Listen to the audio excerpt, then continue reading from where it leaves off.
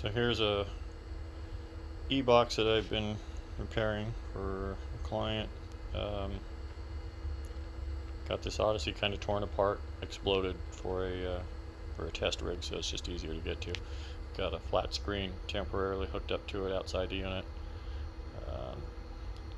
Got the hopper off its rails. So this e-box had some moisture damage. The ribbon cable to the GPIO was damaged and also plugged in upside down, so the GPIO was damaged, and surprisingly enough, the GPIO being damaged also affected the audio output on the motherboard for some reason, which I've never seen before. But so replacing the ribbon cable, of course putting in a new hard drive, and replacing the GPIO, the system is back up and working, so we're going to run it through some tests. I've currently got it in diagnostics mode. See all the buttons, all the button light work. When you press each button, light goes off. It shows you that it's getting feedback and controlling the lights. So we know all the buttons work, and you can also see it on the unit as I press it. 1, 2, 3, 4, 5, 6, 7. We can also test the audio. This is a test of the audio system.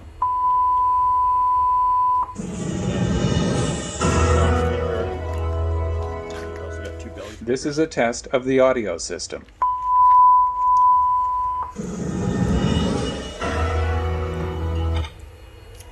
And if the audio crackles at all or is staticky, usually is caused by a blown speaker, which is pretty common on these because they are 20 plus years old machines, so the cones on the speakers can get old and brittle.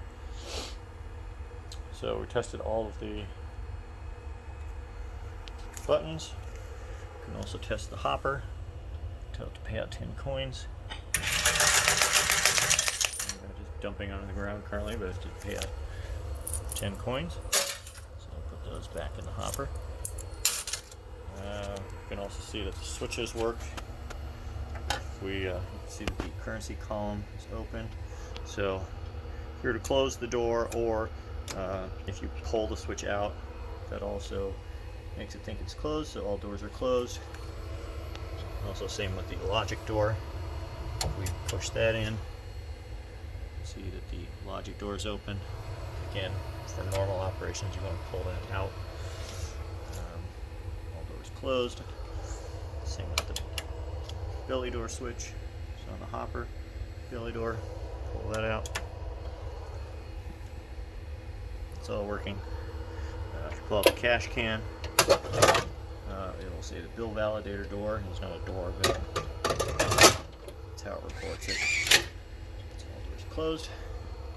So and then we can test the LEDs, see if those are running. So LEDs are working properly.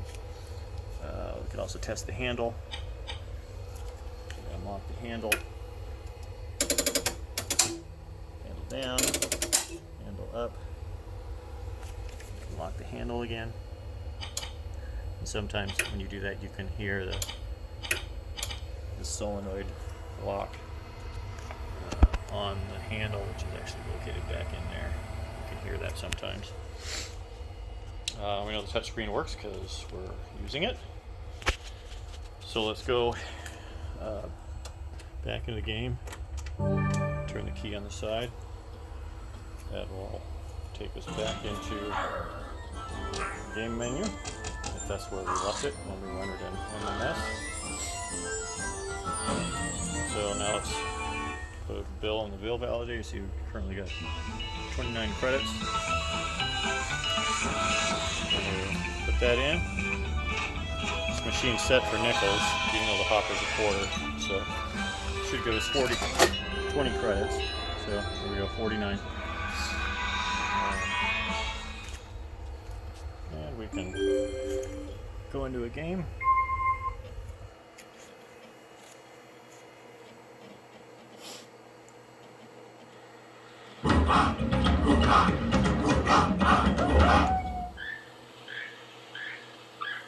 So we can, if we bet one, if we bet less than the max, it will unlock the handle and allow you to pull the handle. Let's see if that works.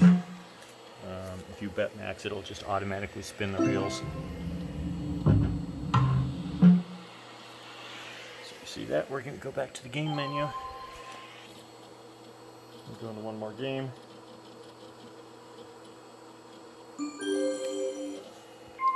Let's go on to poker.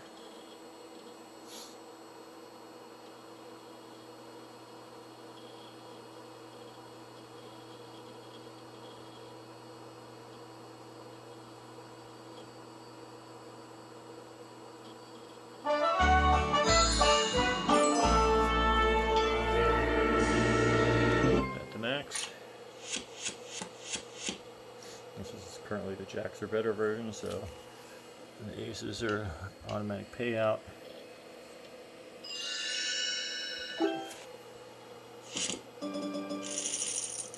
Yeah, we got two pair,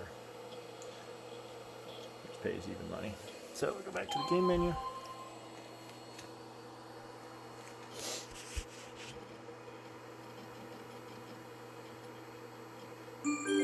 And that's the working Odyssey e-box.